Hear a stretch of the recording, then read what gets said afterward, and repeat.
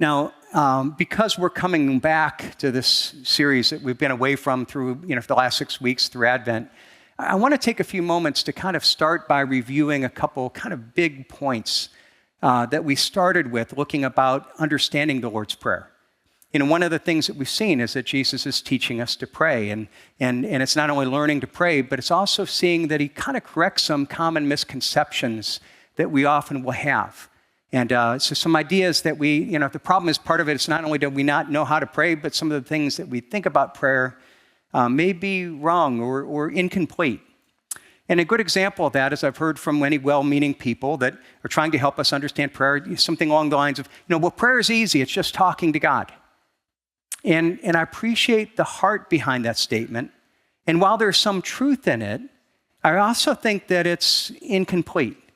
And in the process, it leads us to maybe to believe some things that aren't fully true, that are misconceptions. The first part of that is the idea that prayer is easy. Now, on one hand, you could say, well, prayer is easy. There's some truth to that. It's simple in a sense. You don't need to go to Bible college. You don't need to have the right theological language. You don't need to pray the right way. No, we actually are called to come to God as a child would come to a father, in the simplicity of a child coming to daddy. And so that's where we start. But while it's simple to begin to pray, that doesn't mean that prayer is easy. It's actually a skill to be learned. And that's clearly demonstrated by the fact that the vast majority of Christians would acknowledge that, I don't pray the way that I need to pray. I actually find prayer difficult. Well, if almost everyone finds prayer difficult to do, maybe it's because it's difficult to do. It's a skill to be learned. And so if you're struggling, don't be discouraged. You're not alone. Actually, when we look at even the Lord's Prayer and the giving of the Lord's Prayer, we see even the disciples themselves struggle to pray. Now, they were all Jewish men that were raised, and their schooling was actually all religious education. They didn't learn about math and history. They learned the Torah, and they memorized numerous prayers. They had been taught to pray since they were young. But in Luke 11, after watching Jesus pray, we see that one of his disciples said to him, "Lord, teach us to pray as John taught his disciples." And basically they're saying, we've been taught all the time, but when we watch you pray, we realize we don't really know how to do this. And what's amazing is that in Jesus' response, he didn't respond by telling them, prayer is really easy. It's an easy thing. No, he actually responded by giving them and by giving us this short prayer that we often refer to as the Lord's Prayer. It's teaching that on one hand, it's incredibly short and simple. At the other hand, it's incredibly comprehensive and profound. And I think he gave it to us as a guideline, as an outline, in a sense, to learn to communicate with God. As I think about as a parent will try to teach their children how to communicate, how to write. Here's the illustration that we've used in the beginning. It's actually there on the bulletin. When you think about learning, or a child learning to write, how do we teach them? Well, our goal is ultimately to teach them to write sentences and words, letters, and write out their thoughts. But we usually start by giving them some kind of paper where, here's just outline of the letters. Draw A, draw B, and you kind of just learn to sketch over the outline. And after they do that, maybe you have here's copy a word.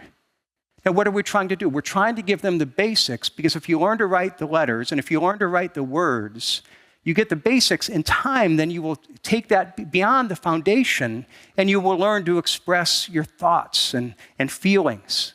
But it all is built on the foundational structure. See, when we think about the Lord's Prayer, I think that's what it is. Each phrase, in a sense, is saying, copy this word.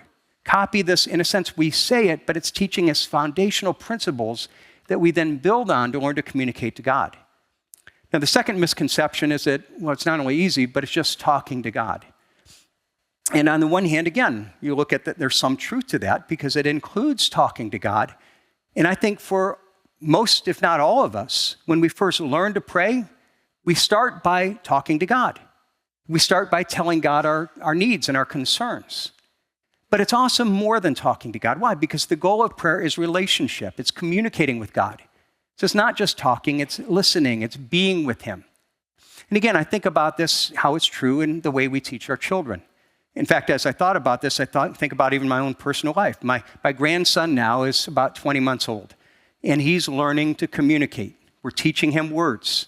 And he's getting, every day he comes and he's got new words. And my name is Poppy, and he doesn't get that, but it's Bop. So when I come in, he comes in our house, he calls out, Bop, Bop, and he comes and looks for me, and he knows how to communicate. He sees me, he comes and takes my finger, and he draws me to wherever he wants to go play.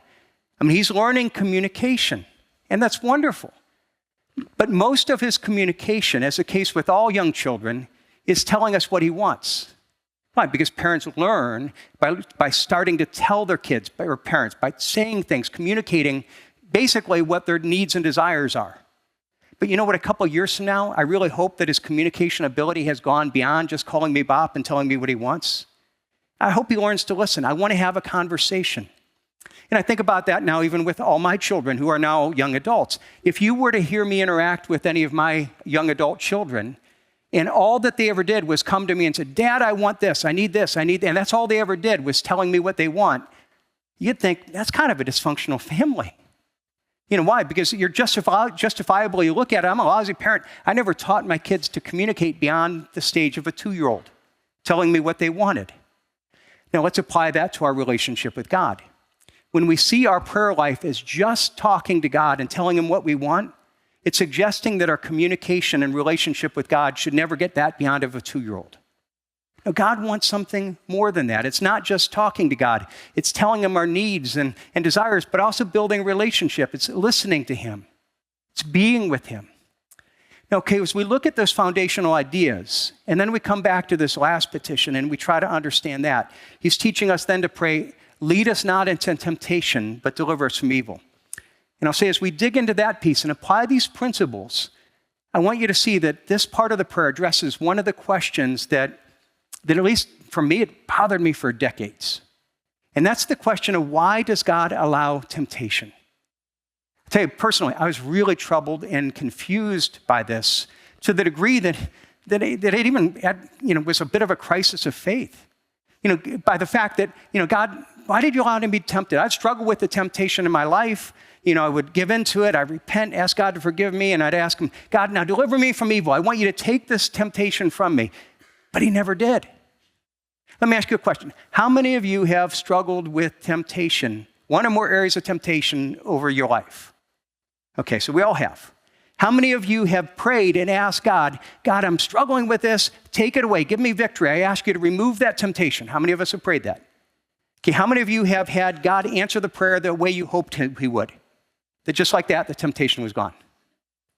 No, the answer, we had a lot of hands. They aren't there anymore.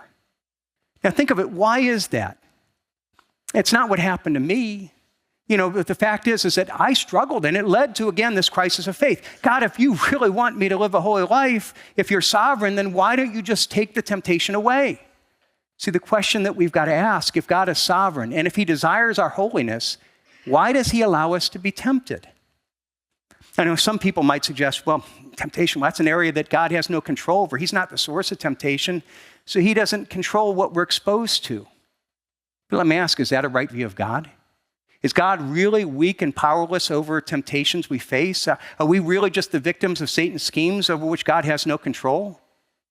I don't think so. But then if he does have control, why doesn't he keep us from those temptations? Because if God wants me to live a holy life, then wouldn't keeping me from temptation allow me to have victory and to live more holy? What's Jesus teaching us to pray when he's saying, pray, lead us not into temptation, but deliver us from evil? We're just praying, God, shield us from temptation? Because if that's the prayer, we've all prayed it, and we would all come back and say, but that's not been answered the way that I hoped it would. So what's he teaching us to pray?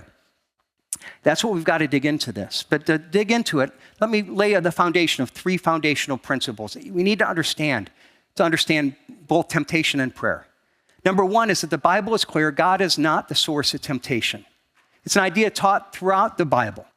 But I think it's most clearly taught in James. In James 1, there's a great passage that explains temptation. And he starts by laying down this essential foundation of the fact that God is not the source. Look what he says in verse 13. Let no one say when he is being tempted, I am being tempted by God, for God cannot be tempted with evil, and he himself tempts no one. And his logic is clear here. God is incapable of tempting others because he is insusceptible to evil. Evil doesn't have any appeal to God. And because God can't be tempted to sin, the conclusion follows, he himself tempts no one. He's never tempted anyone because he can't. He cannot be the source of evil in any way. It's a moral impossibility. Now, this is important to remember because every once in a while I'll hear people argue that they're facing a temptation. Well, God sent it this way. I mean, I've had people to say, well, I'm married, but God sent this person in my life. They're my soulmate. This is the person. No, if you're married, God didn't send this person for you to have an affair. Or I hear this all the time when people will argue about they have, kind of sexual desires outside of marriage. And they'll say, well, God gave me that desire. That's what he wants me to do. No, temptation doesn't come from God. What does James say? Where does it come from? Well, he continues in James 1:14. Each person is tempted when he's lured and enticed by his own desire.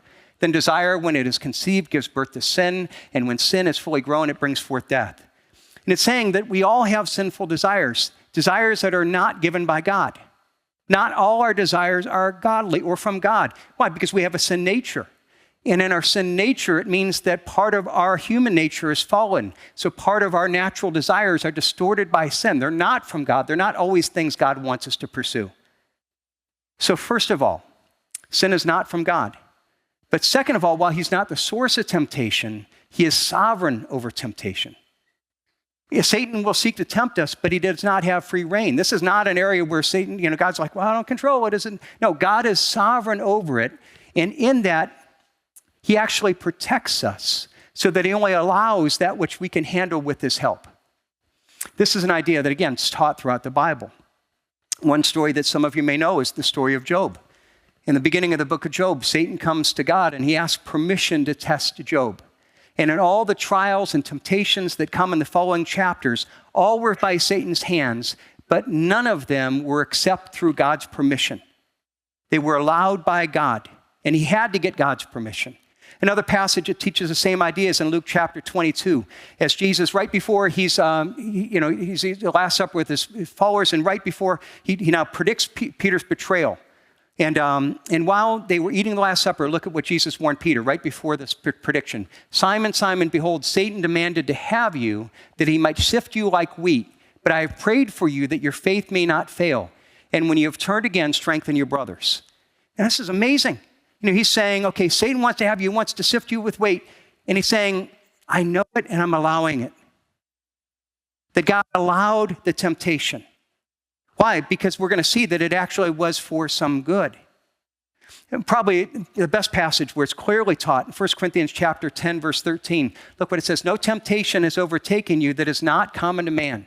And God is faithful, and he will not allow you to be tempted beyond your ability, but with the temptation, he will provide the way of escape that you may be able to endure it. Now, there's a lot there, but let me just point out a few things. God is faithful, and in his expression of his love and his faithfulness to you, he will not allow you to be tempted beyond your ability with his help. But it also means that as an expression of his sovereignty and his love and his faithfulness to you, that he will allow you to be tempted. He's in control, he's sovereign, and he's allowing some, but limiting it. But it's only that which he knows that we can handle with his grace and that he can use for our good and growth. Which leads to the third point, which again, if God's not the source and he's sovereign, that means that God allows limited temptation for our growth. Now I'm going to acknowledge at first that for some, this might almost seem wrong. And how could you say God allow temptation? And how can it be for our good? How could it be for our growth? Now here we need to step back and understand and recognize what our ultimate problem is. You see, when we talk about temptation, we talk about our struggle against sin. But our ultimate problem isn't just our sinful actions, it's our sinful nature. It's our sinful heart. My problem isn't what I do, my problem is who I am. And what I do just reveals who I am. Now, the question is then, how does temptation play into this all?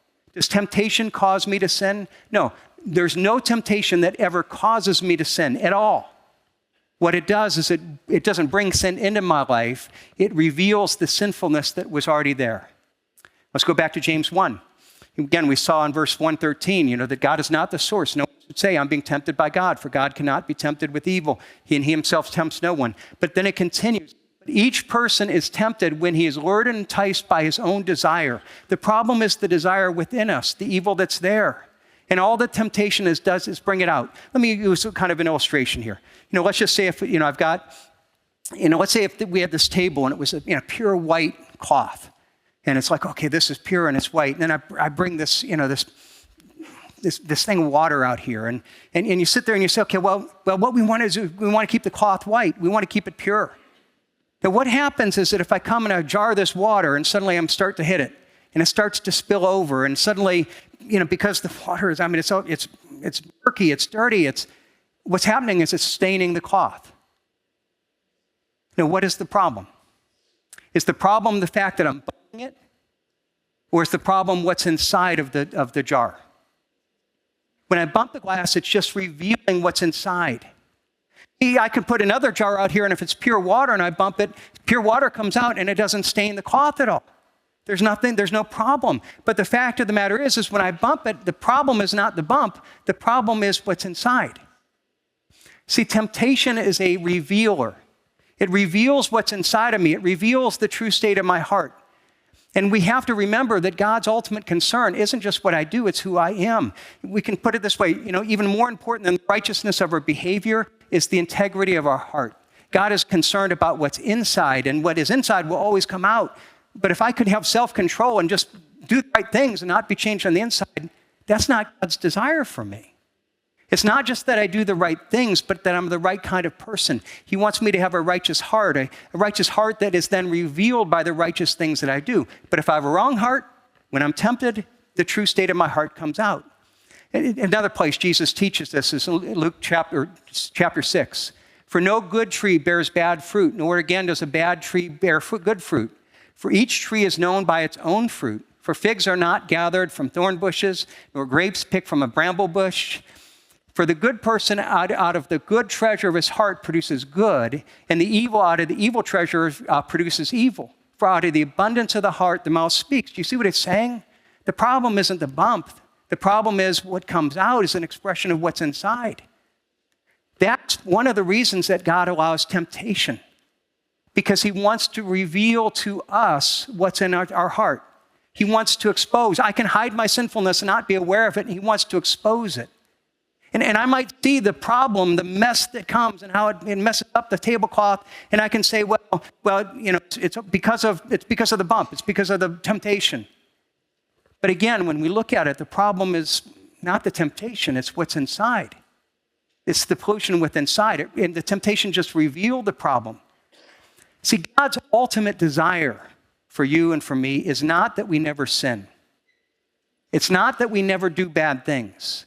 His desire is to change our heart so that our heart becomes more pure and more aligned with God. Let's go back to this imagery. His desire is not that we don't ever make a spill and make a mess. His desire is that he would change our heart so that when temptation comes and it spills over, that it doesn't mess up the tablecloth, because we're pure. And he allows us to be tempted so that when our life is bumped, and we will be bumped, we will face temptation, it reveals the true nature of our heart. It doesn't reveal it to God. It's not like God is sitting there saying, oh, I don't wonder if you're good or bad. God knows it. I don't know it. I too often think I'm better than I am. And it's that revealer that shows me God's got to do work in my life. See, he's trying to teach us something. He allows temptation in a sense, to try to teach us several things. And it's for our growth. It's trying to help us to become more like him. One of the things that it does is it teaches us that we need to be daily dependent upon God and our strength and his strength. That we see our need. Why? Because if we never knew temptation and you were able to live a life without struggling against sin, what would be the result? Would we be closer to God? I thought about that in my own life, and I told you I struggled with this question for years. And as I really struggled with it, and I really realized before God, if God were to remove all temptation, and the result would be that I didn't sin anymore, the result would not be a closer relationship with God. You know what it would be? Probably first and foremost, I would become proud. Look at how righteous I am. Look at how I'd become proud and arrogant. Look down at other people that still sin. I don't sin because I'm a good person. I'm proud of who I am. And second of all, I would be self-reliant. I'd be a Pharisee who's proud of who I am, and then I'm self-reliant because why do I need to depend on God's strength? Because look, I can have spiritual victory in my own strength. So what does God do? God says, okay, I want to draw you close to me. I want you to rely on me. And so what I'm going to do is I'm going to remind you of your weakness, because in your weakness, there's where you discover my strength. I'm going to make you be dependent on me. That's what Jesus is teaching us to pray here. You see, if we understand that we're in the spiritual warfare, if we understand that we face these temptations that are greater than what we can bear, it forces us to rely on God. What he's teaching us to pray is essentially, God, I know that today is going to bring various temptations, and I know I don't have the strength in myself to know victory over these. God, give me your strength. I need you. I mentioned Luke 22 a few moments ago, and that's where Jesus predicted Peter's betrayal. And right after Jesus told Peter he'd betray him, look what Peter said, Luke 22:33. Peter says, Lord, I'm ready to go with you both to prison and to death. He said, Peter, I'm going to be betrayed. I'm going to be, but you're going to betray me. And Peter's like, no, I'm not. Jesus, I'm not going to fail. In fact, if you look at what he's saying, what he's saying is, Jesus, I don't need you. You need me. You're going to go through a hard time. I'm going to be there to hold you up. And you see this arrogance. And Jesus said, no, Peter, I see a need in you that you don't see in yourself. And so I'm going to let you be tempted. Satan wants to sift you, and I'm going to let it happen, knowing that you're going to fail, because I hope that at the end, you're going to understand that you need me in ways that you don't think now. See, that's it's an expression of our need. It's an expression of, God, I know I'm going to fail. I think about even a few minutes ago, again, we read 1 Corinthians 10:13. You know the verse right before that, 1 Corinthians 10:12? We don't memorize this verse. It's an important verse. It says, therefore, let anyone who thinks that he stands take heed lest he fall. And you know what it's saying? If you think that you've got things covered, if you think you do not need God's strength, if you think that you're beyond temptation, if you think you can go out in your own strength, watch out, because Satan's got you. Because you're not relying on God's strength. And then the next verse, let me show you in the next something there. And God is faithful, and he will not allow you to be tempted beyond your ability. But with the temptation, he will also provide a way of escape that you may be able to endure it. Now, I want you to see something here. It's actually teaching us God will give us more than we can handle on our own. He will give you more than you can handle on your own strength. He will not give you more than you can handle with his provision. And with knowing where you're at and knowing his provision, he will say, I'm going to allow limited temptation, enough to break you on your own, but enough that will drive you to me. And if you look to my means of provision, my way of escape, then you'll be able to have victory. So it's teaching us dependence. But it's also teaching us in a way that reveals our character and where we need God's transformation. You see, it's not only showing us our need for God's provision, but what it's doing is it's revealing who we are. Why? Because like Peter, we can come back and we can say, Jesus, I don't need you. I've got this down. And, you need me. And the fact of the matter is that all of us can do that. We think more highly of ourselves than we ought. And temptations don't make our character. They reveal our character. And we can easily go look at it and say, well, if it wasn't temptation, if that wasn't that person who pulled out in front of me, if they didn't do that, I wouldn't lose my, And the fact of the matter is, it's never the temptation that brings sin in. When we fail, it's not because of the temptation, it's because of our heart. And if we struggle consistently with an area of sin in our life or temptation, it's because of our heart. And we might try to go, devil made me do it, it's temptation, I wasn't ready for it. But again, the temptation didn't create the weakness, it revealed it.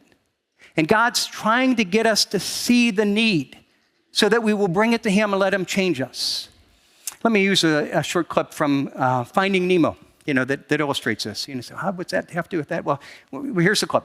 For those that haven't seen it, at one point in time, you have Nemo's dad trying to find his Nemo, his son, and he's with Dory, and they run into a couple of sharks, and they end up at essentially an AA meeting for sharks. Only it's an AA meeting where they're learning to not eat other fish. Their motto, fish are friends, not food. That's where we'll pick up the clip. Right then. The meeting has officially come to order. Let us all say the pledge. I now am a shark, not a mindless eating machine. If I am to change this image, I must first change myself. Fish are friends, not food. Except stinking dolphins. Dolphins? Yeah, they think they're so cute. Oh, look at me, I'm a flippin' little dolphin. Let me flip for you, ain't I something? Now, do you all have your friends? Got mine. How about you, chum? Oh, well, I seem to have misplaced my friend. It's all right, chum. I had a feeling this will be a difficult step. You can help yourself to one of my friends. Oh, thanks, mate. A little chum for chum, eh? I'll start the testimonies. Hello, my name is Bruce. Hello, Bruce. It has been 3 weeks since my last fish. On my honour, or may I be chopped up and made into soup. You're an inspiration to all of us. Amy. Dory, cut it out! Ow! Oh, Are you okay? Ow, ow, I'm ow. so sorry. Hey, you really caught me there. You want bleeding? Oh. Ow, ow, ow. Dory, are you okay? Oh, that's good. Intervention! Just a bite. You are together, mate. Remember, Bruce, fish are friends, not food. Food! I'm having fish tonight. Now, what's Bruce's problem? The great white. You look at it and say, the problem is his nature. He's a predator.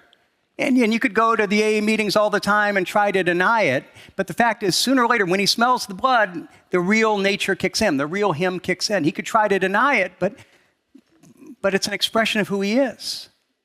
And what we need to realize is that the Bible teaches that our problem isn't temptation, it's the nature. We can try to avoid the temptation, but sooner or later, we're going to get the blood in the water and the real us comes out, unless we change our nature. And so, for example, let's say, okay, I've got an anger problem, and well, my anger problem, well, it's that family member, and well, I'm just not going to go to family reunion because I don't want to see him because they make me get angry, or it's a coworker, and I've changed my job so that I don't see him.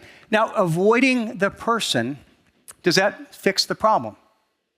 It means that, you're trying to make sure you don't get bumped, but does that fix the problem? No. Because sooner or later, you're going to see the person unexpectedly, or you're going to find somebody who acts just the way that your mom does, and they get you upset. And next thing you know, you're losing your temper. What happens is the blood's gotten in your nostrils, and the real you comes out. What is our only hope? And Bruce doesn't have any hope. Our really hope is to say, God needs to change our nature. We need to say, okay, the problem is what's coming out when it gets spilled. God, can you pour something in me to remove the stain? That's our only hope. And that's what temptation is doing, is it's pointing out to this need that my problem isn't just what I do, it's who I am. And every time that I mess up, it's like saying, God, what are you trying to reveal to me about who I am that you want to change? And then what happens when we do fall? And let's go back to verse 12 of the Lord's Prayer, the phrase right before this. It says, okay, forgive us our debts as we forgive our debtors. Okay, God, when I do fall, forgive me my debts, forgive me where I messed up. But it's amazing that right after that, he comes back and says, lead us not into temptation. God, forgive me, but I want you to realize that it's not just, okay, I need your forgiveness, I need your change me. I'm dependent on you to change me from the inside out so that I don't continue to fall into this. Okay, so practically, what does it mean to pray this? To not only understand these words, but to really pray it on a daily basis. Because that's what Jesus is teaching us, to see the outline and then to understand it and then to make it part of our relationship with him.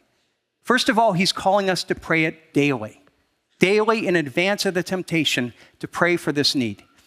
Because that's what ideally, this is a daily prayer, the whole Lord's Prayer. And see, this is a vital point that I think we can often fail at. Why? Because a lot of times, we're in the midst of this and suddenly we face temptation and we're like, God, help me, while we're like already got one foot into the temptation. And the fact is that when we got one foot in, man, it's hard to turn it back. If we wait until the temptation hits and we haven't sought his help earlier, it's almost certainly too late. I'm going to think about Ephesians chapter 6. In Ephesians 6, it talks about the armor of God. And it calls us to put on the whole armor of God that you may be able to stand against the schemes of the devil. We need this to stand against his temptations. Now, using the war imagery here, since we're at war, God calls us to put on the armor when? In the beginning of the day. Not after the enemy has attacked you. If you've ignored the armor and suddenly you're under attack and you're like, where is that? And you're going and trying to find that, you've already lost the battle. And so we need to daily come back and acknowledge, God, okay, I need this. Before I get into the day, I need to realize, again, the strongest believers aren't the ones that say, I can do it, I've got this conquered. The strongest believers are the one who, like Paul said, in my weakness, I find his strength. That I live in a daily awareness of my weakness, and I come back and I say, God, on my own, I'm going to get chewed up here. And daily I come and I say, God, put on the armor. Give me what I need. God, help change me. Give me the strength to deal with temptations I don't even know are going to come today. Second of all, we need to pray humbly in a way that is listening for God's conviction. Again, if you remember at the beginning of the message, I prayed that one of the common misconceptions is that prayer is just talking to God. Well, in this, if I just think it's praying to God talking, I'm missing something here. Why? Because when he teaches us to pray, lead us not into temptation, but deliver us from evil, it's involving listening as well. Why? Because God's concern isn't just for the temptation and the sinful actions. He wants to reveal the sinfulness hiding in our hearts. And so when I continue to struggle in an area of temptation in my life, instead of coming and saying, God, I ask you to forgive me, as I had done, and God, help me resist the temptation, help me to do this, help me to, remove the temptation. What he's calling me to do is to listen. God, what is broken in me? Why do I continue? What is in my nature that when I get blood in my water, I go crazy? What is in my nature that when I get hit, that I spill and I make a mess? God, reveal in me the part of my character that you need to change. There's a humility here. There's a listening. There's an acknowledging that the problem isn't just the temptation. It isn't the devil made me do it. There's something in me that needs to be transformed by God. Ask him to reveal that to you. Lastly, part of what God's calling us to do is to pray a prayer where we're matching our resolve in a way that let our resolve to act match our prayer life, what we're asking. See, when we're saying, lead me not into temptation, that means that you don't continue to walk towards the temptation.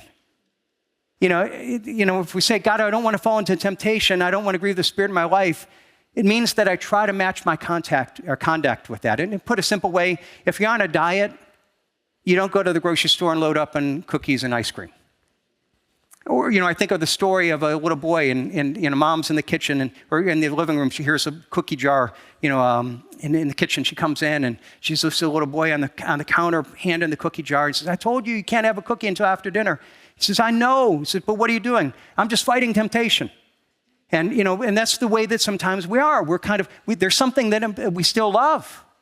And so we hold on to the temptation. And there's an element where we need to realize that if the goal is to get close to God, the closer I get to God, the more that I will hate the things that he hates. Temptation isn't a sin. Giving into temptation is a sin. But on the same point, there's times that we give into temptation that allow things into our life that we know that are tempting. We don't hate it. And so we hold on to things. It's almost like this little pet that we think that we can control, and we don't realize it continues to turn on us. So how do you know if you are exposing yourself needlessly to temptation? I'm going to give you a simple thought here. This is convicting.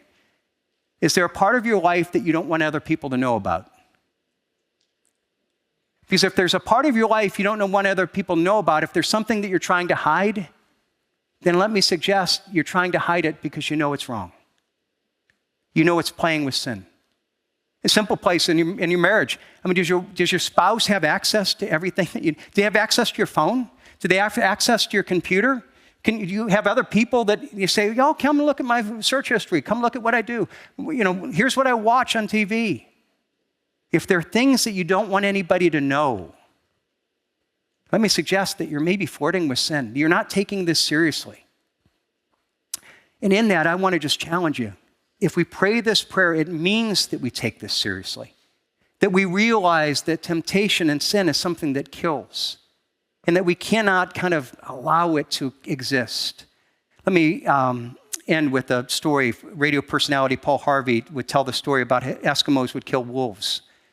And what he would said is that an Eskimo would take a knife and he would coat it with animal blood and allow it to freeze. And then he would dip it in the animal blood again, and he would allow it to freeze again. And he would completely do it so that it would be like a blood popsicle in a sense, this knife completely covered by blood. And he said, then he would fix the knife on the ground with the blade up. And when the wolf, with his sensitive nose, would smell the blood, he would come over and start to lick it. And tasting the fresh blood, he would lick it more and faster, lapping up until the edge of the knife was bare. But previously, harder and harder, he would lick the blade in the night. And so much of his craving for blood was that he would not realize that the razor-sharp edge was now cutting his tongue. and that the blood that he was tasting and devouring was his own blood. And literally, the wolves will do this till they literally die in a puddle of their own blood because they're so overwhelmed by the temptation. My friends, that's the power of temptation. That's the danger of temptation.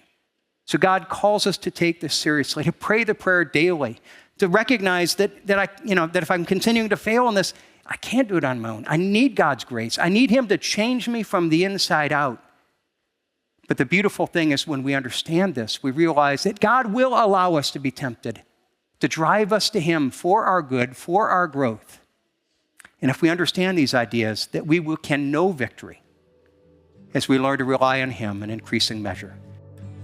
If you have a question about the message, Community Church, or Jesus Christ, send us a text to 330-400-3242. You can learn more about our events and community groups at ccpl.life/connect.